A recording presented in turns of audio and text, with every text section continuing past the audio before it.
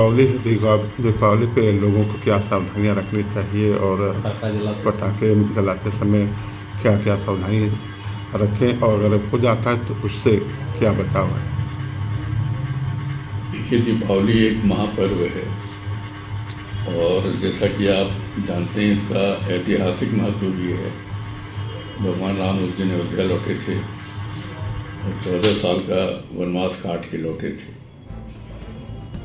तो उनकी लौटने की खुशी में अयोध्या वासियों ने दिए जलाए। उस समय पटाखे की रस्म नहीं थी। पटाखे की रस्म तो ये पिक्चर देख के और सिनेमा देख के आजकल लोग तरह तरह के नए नए पर्व आ गए और उसमें नया नया एडिशन हो गया पर्वों में। पटाखा एक बहुत ही खतरनाक है और पटाखे से, जैसा मैं देखता हूँ, मैं तो 35 साल की नौकरी मेरी हो गई, पटाखे से बहुत से बच्चे, बहुत से लोग अपनी आंखों की दृष्टि खो देते हैं, हाथ पैर जल जाते हैं, विकलांग हो जाते हैं, उसका रिपेयर नहीं होता, बर्न के केसेस होते हैं, होलिका दहन में लोग फुलझड़ी फेंकते हैं, घरों में फसलों में आग लग जाती है।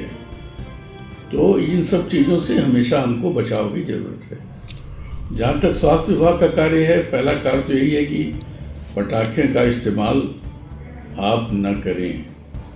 पटाखा जलाना बहुत ज़रूरी नहीं है, बहुत आवश्यकता है फुलझड़ी जला लीजिए या कुछ और भी इंटरटेनमेंट के साधन है वो कर लीजिए, भगवान की पूजा करिए, इतना बड़ा पर्व है। लेकिन अगर पटाखा आप जलाते भी हैं तो दूरी बनाइए, पटाखा जलाते समय उससे दूर रहिए, उसमें जब आग लगाते हो उससे तुरंत हट जाइए। मोस्टली जो दुर्घटनाएं होती हैं वो पटाखा जैसे पूरा जला नहीं, फिर उसको दोबारा जलाने की जब कोशिश की जाती है तो वो ब्लास्ट कर जाता है। जब वो ब्लास्ट करता है तो उससे गंभीर बीमारियां, नेत्र और अंधा आदमी हो जाता है, उसकी पूरी कॉर्निया डैमेज हो जाती है, कॉर्नियल ओपेसिटी हो जाती है और उसके साथ साथ आई की तमाम इंजरीज हो जाती हैं। तो मैं सबसे करबद्ध यही प्रार्थना करूंगा कि पटाखे से दूर रहें।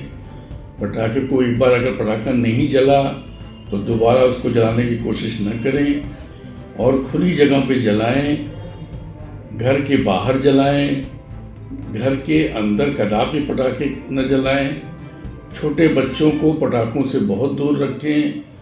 ध्वनि प्रदूषण होता है, कान में भी असर पड़ता है, छोटे बच्चे हैं डर जाते हैं, नींद नहीं आती, सो नहीं पाते, हार्ट के पेशेंट हैं, मानसिक तनाव, स्ट्रेस होता है, उनका कॉर्टिसोल रिलीज होता है जिससे कार्डियक प्रॉब्लम्स और इंक्रीज करती है।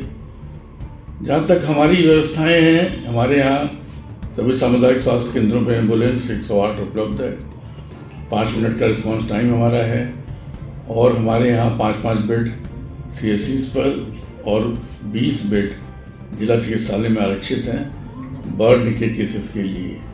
अगर सर कोई इसके चपेट में आता है तो प्रथम उपचार क्या करना चाहिए? देखिए, जब कोई जलता है तो उसको ठंडे पानी से क्लीनिंग करते हैं जिससे कि उसका टेम्परेचर तुरंत उस पार्ट का डाउन हो जाए। बर्न होने से डीप इंजरीज होती है, थर्मल इंजरीज होती है, वो अधिक ऊष्मा से होती है, गर्मी से होती है। तो तत्काल उसको जितना जल्दी हो सके ठंडा रखें, पार्ट को ठंडा करें, फफोलों को फोड़े नहीं। कोई फफोले पड़ जाएं तो उसको आपको फोड़ना नहीं है और पेशेंट को अतिशीघ्र अस्पताल में शिफ्ट करना है। तो कूलिंग ऑफ द पार्ट ये सबसे इम्पोर्टेंट है। जहाँ जले उसको तत्काल ठंडे पानी से उसको टेम्परेचर को, जो जला हुआ जगह है उसको नॉर्मलाइज करें। और निश्चित रूप से फफोले पड़ते हैं कभी कभी तो उसमें इंजरी, एक्सटर्नल इंजरी ना हो।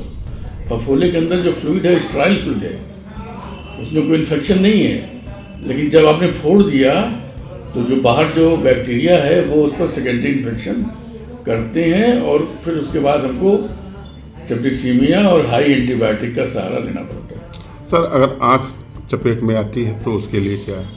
आँख में वही चीज़ है, उसको ठंडे पानी धोएं और तत्काल जो है नज़दीक के स्वास्थ्य केंद्र पर नेत्र सर्जन की मदद से उसका इलाज कराएं।